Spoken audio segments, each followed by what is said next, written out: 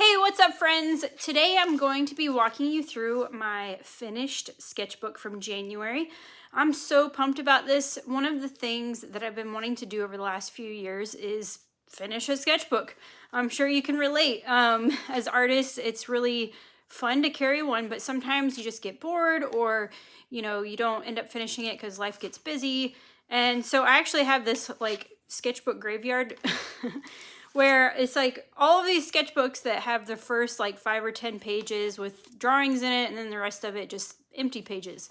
And which, by the way, I can always go back to later and fill up, but it feels so good to have a finished one. And I haven't done this, I feel like it's been 10 years since I fully finished a sketchbook. And I would say most of the reason why I was able to do this is because I have a community of people that I sketch with. I have a paid sketchbook membership called Sketchbook Squad, but I also have a community of friends on Instagram where it's free and you can just draw along with the photo reference that I pick out and curate for everyone each week. So every day there's a new piece of reference, and what's awesome about it is you don't have to wonder what you should draw because we're all just drawing the same thing. So it's really, it's been really inspiring, and it's helped me to fill up my sketchbook. So yeah, let's take a walk through this book and let me just talk about it a little bit with you. All right, I'll see you there. All right, my friends, as promised, I want to walk you through the first sketchbook that I've filled up in a very long time. I used to draw in sketchbooks all the time, and especially in college. And then, as I got into the creative field and started taking on licensing work and children's book covers, I just kind of stopped drawing in my sketchbook as much. And I just really wanted to change that this year and wanted to get back in there and fill them up like I used to. It's not about the quantity, it's about the art practice and the dedication to working in a sketchbook. For me, it's exploring a very personal creative side. It's about becoming a student again and feeling like I'm more connected with the process of creation as an artist instead of just making, commercial work all the time. So the sketchbook is just such a special place for an artist where they can really be themselves and explore, different styles and mediums without feeling like they have to work in a certain way. So we've been drawing from photo reference. Like I said, I run a membership called Sketchbook Squad, and also have photo reference that I provide on Instagram for people to draw from so that they have something to draw. That's one of the hardest things, whenever you have a big, beautiful sketchbook ready to be used, is a lot of us will get that creative block or that blank page fear, or as I call it, BPF, which is where you just feel overwhelmed because there's so many options, so little time. And so a lot of times just having a reference to draw from will give you those boundaries that you need in order to draw something. It's more about making that first step and taking that action rather than trying to be so creative and so perfect with everything that you make. The sketchbook is the place for you to be able to, be yourself and not feel like it has to be perfect and polished. So with that, this is the first spread. Me and my daughter drew this tiger. She made marks. She's 4, and she made the stripes and some of these little awesome mark making techniques. And then I drew a tiger around it. So I love collaborating with my kids because they force me to play. This is another spread from photo reference, but also one of my favorite things to do to kind of get over that blank page fear is to just paste things that I find on my travels and into my sketchbook, and then I'll come back to them later. And I just call that leaving little treasures for yourself so that, when you get to that spread, you have something to jump off of. And I definitely am someone who is not against cutting pages out of your sketchbook. If anyone's ever told you you shouldn't do that, you do whatever you want with your sketchbook. More photo reference, and this is just a doodle that I just wanted to play with, drawing some weird flowers. One of the things about drawing from life is that the more you draw three-dimensional objects, the better you'll get at drawing anything. You can break the human form down into very simple shapes like cylinders and spheres and cubes. And so drawing objects like vases and teapots, things like that, is actually really helpful for drawing anything. So still lifes are awesome to draw. And more pasting. This is a vintage photo from, you know, when I was in Japan. It's just, I thought it was really pretty. I tried to finish off what was happening in the photo, and it was a bust, but still had fun. Animal gesture drawings from one of our drawing sessions. This is another collaboration with my daughter, and then I ended up drawing the same flower over here. But I love how this came out. I feel like it's so playful and interesting and just something that I wouldn't normally draw. You can find the YouTube video on how to draw this tiger in my videos, but then I ended up doing this extra stuff and sharing that video with my membership. And this is just a fun technique. Like, if there's something you don't like on a page, you can tear it off and do some kind of fun little flip book technique with the page that's left over. More versions of that same tiger reference. These are little, like those bingo dot makers. Kids craft kits come with them, and I just put them all over the page after doing some animal gesture drawings. More animal gestures and more ephemera, just pasted in, having fun with it. But you can see, like, these pages, they're not perfect. They don't have to be filled up and super illustrative. Like, I'm exploring how to draw animals here. I'm not trying to make a finished piece.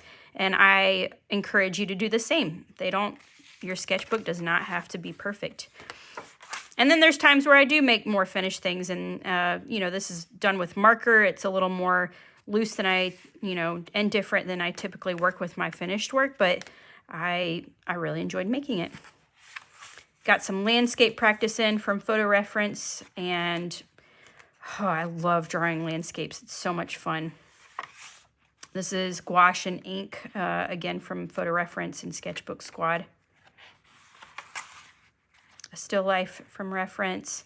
And you can see here, like, I am not trying to work in any particular style. None of this really super screams like my typical licensing style that I use, but that's because I want to play in here and explore things.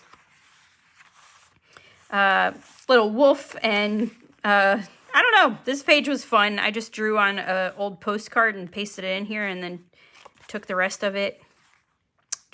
I wanted to see where it went. Playing around with beautiful gouache paint, this hot pink color. What is it called? Opera pink. Oh, it's so good.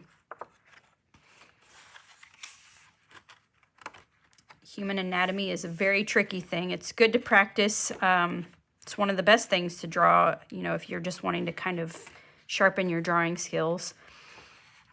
Hands are so hard. Oh my goodness.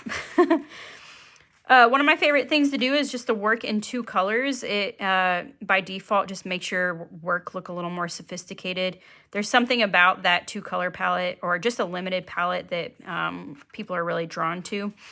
And yeah, this was really fun. I made the flowers ridiculously big in the yard, and again, you just get to explore and make up worlds and do what you want.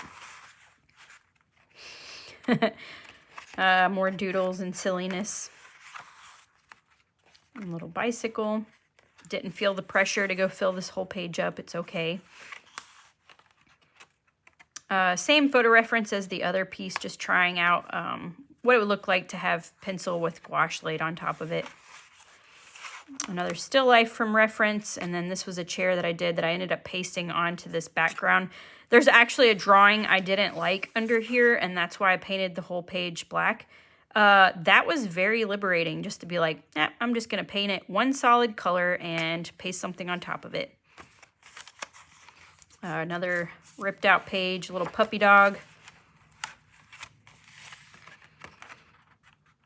Teapot. Playing around with the Tombow markers and the Posca markers.